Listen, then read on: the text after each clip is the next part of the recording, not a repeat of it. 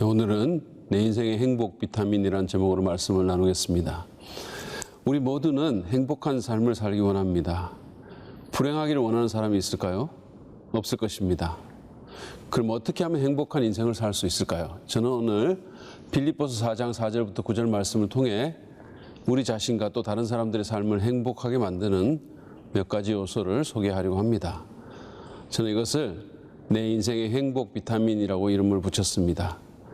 비타민처럼 몇 가지 종류가 있고 섭취하기도 어렵지 않습니다. 골고루 잘 섭취한다면 반드시 행복해질 것입니다. 먼저 첫 번째 행복 비타민은 기쁨의 태도입니다.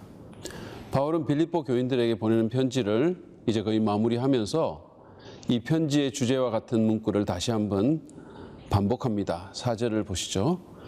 주님 안에서 항상 기뻐하십시오. 다시 말합니다. 기뻐하십시오. 바울은 여기서 2번이나 기뻐하라고 말합니다. 이는 그가 그것을 매우 중요하게 생각하고 있음을 말해주죠. 우리는 기쁨의 태도를 가져야 합니다. 상황이 어떠하더라도 기뻐할 것이라고 결단해야 합니다. 바울은 좋은 일이 생기면 기뻐하라고 말하지 않았습니다. 그는 항상 기뻐하라고 명합니다. 우리는 이것이 명령임을 인식해야 합니다. 다시 말해서 항상 기뻐하지 않는 것은 불순종입니다. 우리는 의지적으로 기뻐할 것을 매 순간 선택해야 합니다. 인생에는 언제나 좋은 일만 생기지는 않죠. 살다 보면 햇살이 내리지 않은 날도 있지만 비가 오거나 바람 불거나 눈이 오는 날도 있는 것과 같습니다. 우리는 그 날씨를 어떻게 할 수는 없지만 그러나 비바람과 눈보라 속에서도 노래하고 춤출 것을 선택할 수 있습니다. 기쁨은 감정이라기보다 태도입니다. 상황이 어떠하든 의지적으로 기쁨을 선택할 수 있기를 바랍니다. 근데 우리가 그렇게 할 수 있는 것은 우리가 주 안에 있기 때문입니다. 바울은 주 안에서 항상 기뻐하라고 했습니다. 아무리 안 좋은 일이 닥쳐도 우리는 여전히 주 안에 있습니다. 우리를 사랑하시고 만물을 주관하시며 죽음을 이기고 부활하신 그분이 우리의 환경이 되시고 자원이 되십니다. 그분이 우리의 바람막이이시며 생수의 근원이십니다. 가장 어둡고 절망적인 죽음도 영원한 생명으로 바꿀 수 있는 그분 안에 우리가 있습니다. 그러므로 우리는 어떤 상황 속에서도 기뻐할 수 있습니다. 매일 아침 이렇게 스스로에게 말하십시오. 나는 주 안에 있다. 그러므로 나는 오늘 기뻐할 것을 선택한다. 두 번째 행복 비타민은 관용입니다. 기뻐할 것을 명했던 바울은 이어서 관용을 말하고 있습니다. 여러분의 관용을 모든 사람에게 알리십시오. 주님께서 가까이 오셨습니다. 관용의 사전적 의미는 너그럽게 받아들이거나 용서하는 것입니다. 근데 여기서 관용으로 번역된 헬라어 에피에이켐스는 원래 부드러움, 친절함 등의 의미를 담고 있는 말입니다. 따라서 관용이란 사람들과의 관계에서 너그럽게 용납하고 부드럽게 참아주는 것을 의미한다고 생각하면 되겠습니다. 여러분은 너그럽게 참아주며 관용을 베푸는 사람입니까? 아니면 까다롭고 잘 참지 못하고 다른 사람에게 요구사항이 많은 그런 사람입니까? 신경질을 잘 부리고 화가 나 있거나 긴장감을 조성하는 사람입니까? 그런 사람은 다른 사람은 말할 것도 없고 자기 자신도 행복할 수가 없습니다. 마음의 긴장을 풀고 요구하는 마음을 버리십시오. 주님을 생각하며 너그럽게 참아주고 부드럽게 대할 수 있기를 바랍니다. 바울은 여러분의 관용을 모든 사람에게 알리십시오라고 명했습니다. 사람들이 여러분을 생각할 때 그 사람 온유하고 잘 참아주는 사람이지 라고 기억할 수 있게 살라는 말입니다.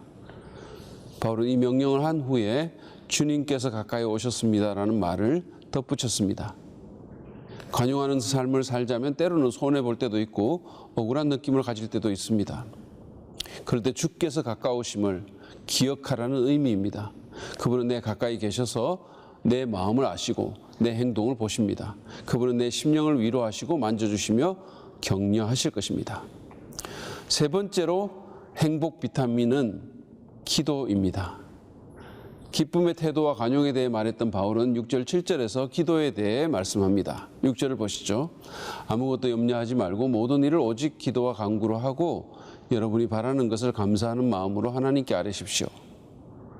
염려와 걱정은 우리의 기쁨을 훔쳐가며 행복의 치명상을 입힙니다. 그러나 살다 보면 염려와 걱정이 없을 수는 없죠. 그런 경우 바울은 염려를 그만하고 기도를 시작하라고 권면합니다. 근심과 걱정이 들 때마다 그것을 하나님께 가져가서 그분께 아뢰라는 것이죠. 그것이 어떤 일이든 상관없습니다. 바울은 모든 일에 다 구하라고 했습니다. 단지 여러분의 기도에 언제나 귀를 기울이시는 그 하나님께 감사하는 마음으로 기도하면 됩니다. 그러면 어떤 결과가 약속되어 있습니까? 7절을 보십시오. 그리하면 사람의 헤아림을 뛰어넘는 하나님의 평화가 여러분의 마음과 생각을 그리스도 예수 안에서 지켜줄 것입니다. 우리의 이해를 초월하는 하나님의 평강이 우리의 마음을 지키신다는 것입니다. 마치 로마 군인들이 무장하고 서서 성벽을 지키는 것처럼 하나님의 평강이 여러분의 마음을 염려와 두려움과 혼란으로부터 지켜주실 것입니다. 사실 기도는 우리에게 최고의 특권이며 축복입니다. 우리는 기도를 통해 우주를 다스리는 분과 연결됩니다.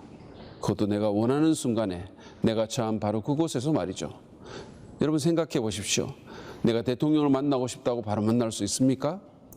사실은 큰 교회 목사님도 아무 때나 만나지는 못합니다. 그러나 하나님께는 어디서든 언제든 어떤 상황이든 나아갈 수가 있습니다.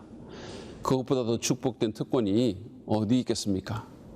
코로나 사태로 많은 사람들이 힘들어하고 또 이런저런 일로 염려하는 사람도 많은 줄 압니다. 그러나 여러분 염려를 그치고 기도하십시다. 언제든지 하면 됩니다. 샤워를 하면서 길을 걸으면서 차를 몰면서 기도합시다. 그러면 하나님의 평강이 우리를 지켜주실 것입니다. 네 번째 행복 비타민은 올바른 생각입니다. 바울은 8절에서 우리의 삶을 행복으로 이끄는 또 다른 요소에 대해서 이렇게 말합니다.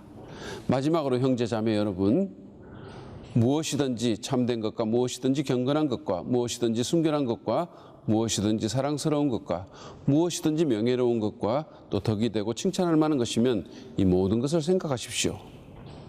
바울은 염려 대신에 그가 열거한 올바른 생각이 우리의 마음속에 있어야 한다고 주장하는 것입니다. 생각은 사람의 삶에 매우 큰 영향을 미칩니다. 잘못된 생각은 부정적인 감정을 불러일으키고 결국 마음과 생각은 나눠지며 염려에 빠지게 되죠. 우리는 생각의 힘을 가소평가해서는 안 됩니다. 생각을 심으면 행동을 거두고 행동을 심으면 습관을 거두며 습관을 심으면 성품을 거두고 성품을 심으면 운명을 거둔다라는 말이 있습니다. 생각은 행동을 낳고 결국은 운명까지 결정한다는 뜻입니다. 그러면 무엇이 올바른 생각일까요? 첫째는 참된 것입니다. 헛된 것이나 거짓이 아닌 진실된 것을 생각해야 합니다. 또한 경건하다는 것은 고상하고 위험 있는 것입니다. 옳은 것은 정의로운 것을 의미합니다. 순결한 것은 도덕적으로 불결한 것과 섞이지 않는 건전한 것입니다. 사랑스러운 것은 갈등이 아닌 평화를 증진시키는 것입니다. 명예로운 것은 건설적이고 긍정적인 것을 말합니다. 바울은 이런 6가지 생각의 항목을 요약하면서 덕이 되고 칭찬할 만한 것을 생각하라고 했습니다. 한마디로 쓸데없는 생각하지 말고 탁월하고 좋은 것만을 생각하라는 것입니다. 여러분의 생각을 모니터하십시오. 머릿속에 떠오른다고 아무 생각이나 하면 안 됩니다. 잘 안 되면 기도하고 성경 암송을 하거나 좋은 책을 읽읍시다. 생각을 모니터하는 것뿐만 아니라 좋은 생각을 할 수 있게끔 머릿속에 좋은 것을 집어넣는 것도 중요합니다. 니코틴을 몸속에 집어넣으면 여러분의 폐는 까맣게 타고 망가집니다. 머릿속에도 아무 것이나 함부로 집어넣으면 안 됩니다. 좋은 것들을 읽고 좋은 것들을 배우며 좋은 생각을 하는 저와 여러분 되기를 바랍니다. 마지막으로 5번째 행복 비타민은 배운 진리의 실천입니다. 바울은 우리 삶을 행복으로 이끌 수 있는 요소들에 대한 권면을 마무리하면서 실천을 촉구하고 있습니다. 9절을 보시죠. 여러분은 나에게서 배운 것과 받은 것과 듣고 본 것들을 실천하십시오. 빌립보 성도들은 바울로부터 진리를 배웠습니다. 그들은 어떻게 사는 것이 올바른 삶인지를 바울에게서 들었고 그것을 받아들였으며 바울의 모델을 통해 직접 보기도 했습니다. 그러나 무언가를 아는 것과 행하는 것은 별개입니다. 아무리 좋은 것을 듣고 배우고 보았다고 해도 그것을 직접 실천에 옮기지 않으면 삶은 좀처럼 변하지 않습니다. 사실 우리는 너무 많이 배우고 또 알고 있습니다. 배우고 아는 것이 잘못되었다는 말이 아니라 실천하는 면에 비해서 그 비율이 그렇다는 말씀입니다. 그냥 아는 것으로 그칠 때 그것은 우리 삶에 별 소용이 없을 뿐만 아니라 오히려 부정적인 영향을 미칠 수 있습니다. 우리는 실제 행하지도 않는 지식으로 인해 교만하게 되고 다른 사람을 판단할 수 있습니다. 그런가 하면 아는 것을 행치 않는다는 죄책감에 빠져 스스로를 정죄할 수도 있죠. 그 어떤 경우든 행복과는 거리가 멉니다. 바울은 빌립보 성도들에게 실천을 독려하면서 그렇게 하면 평화의 하나님께서 여러분과 함께 하실 것입니다 라고 말했습니다. 진리를 실천할 때 우리는 하나님의 임재를 누릴 것입니다. 하나님께서 주시는 평강, 즉 총체적인 복지를 경험하게 될 것입니다. 우리는 오늘 우리의 삶을 행복으로 이끄는 5가지의 비타민에 대해 배웠습니다. 비타민은 꾸준히 먹어야 합니다. 한 번 먹는다고 갑자기 근육이 솟아오르거나 눈이 좋아진다거나 그렇지 않습니다. 그러나 꾸준히 복용하면 자기도 모르는 사이에 몸에 부족한 영양분을 보충해서 건강을 돕습니다. 그러므로 매일 기쁨의 태도, 간용, 기도, 올바른 생각, 그리고 실천의 행복 비타민을 복용하도록 합시다. 물론 어쩌다 이 비타민을 그럴 수도 있겠죠. 그러나 여러분 괜찮습니다. 포기하지 말고 그 다음 날부터 또 먹으면 됩니다.